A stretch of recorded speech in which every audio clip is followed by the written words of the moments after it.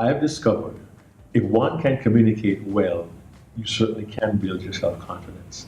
And I speak from experience. I was 18 years old, I left Jamaica, I went to the States, and I was not very confident when I spoke, and my voice would trail off.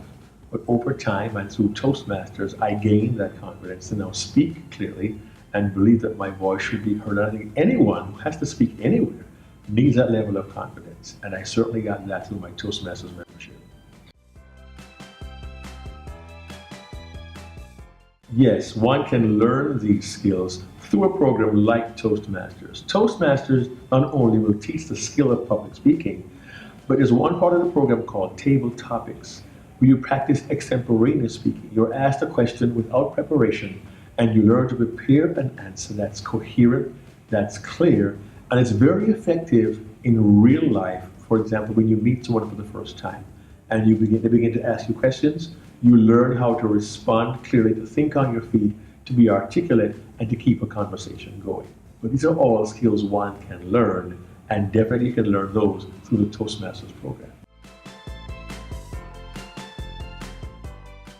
What people don't understand is very often being a good speaker begins by being a good listener, being aware of what's happening around you. Now, as a speaker, if you want to deliver a message, one, be very clear what your message is. Number two, know who the audience you're speaking to is. Understand what their perspective is. Almost put yourself in their shoes. What are they thinking? What are they feeling? And how can my words help them to reach a certain goal, or to gain information to inform them, or to entertain them? In addition, not only knowing your audience and knowing your topic, but one has to be sure that one's message is valid. Some people, they want to speak about nuclear science. That could be what they like. But will the audience really appreciate what they have to talk about? And the other thing is also learning how to have good eye contact, when to pause, how to build a relationship with your audience and have a conversation with your audience so they feel comfortable listening to what you have to say. And these are all skills that one can learn.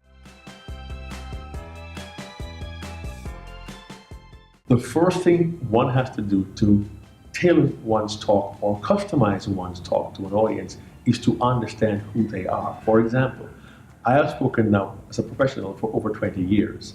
I spent much of that time talking to young people ages 12 through 18, secondary school students. And I prepare material that appeals to them. I use references that a 13-year-old can understand and they can relate to. With a business audience on leadership or communication, my material is different, my approach is different. I have to learn what appeals to the adult, experienced mind, as opposed to what appeals to a teenager's mind as well.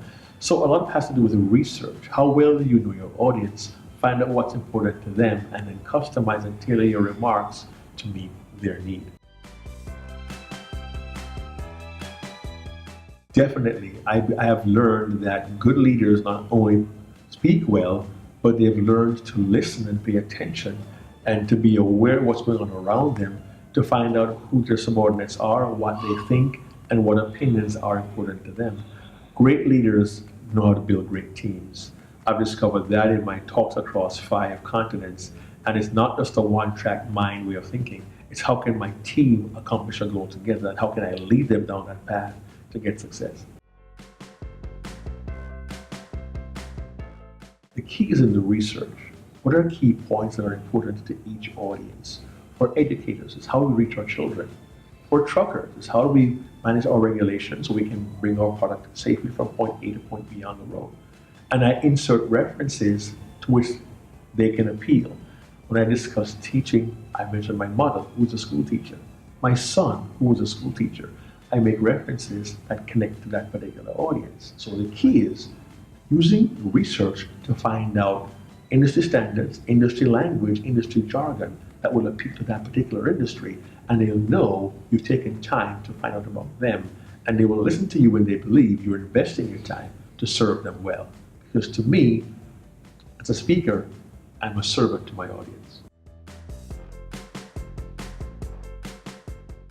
This might surprise you. One of my most challenging speeches was actually addressing a group of young people, teenagers in a school where the headmaster was not present. And that was a very challenging audience to speak with. Young people in their teens. And my My second most challenging was a 2-hour workshop on time management for an organization in Chicago, Illinois. My first time doing that particular program, I was challenged because as a professional speaker, most of my work is keynotes between 35 and 65 minutes. But a 2.5 hour workshop was a challenge, which I overcame through much preparation and practice. But I also realized from both experiences that you never know what to expect. So work hard, prepare yourself, because there's always the unexpected.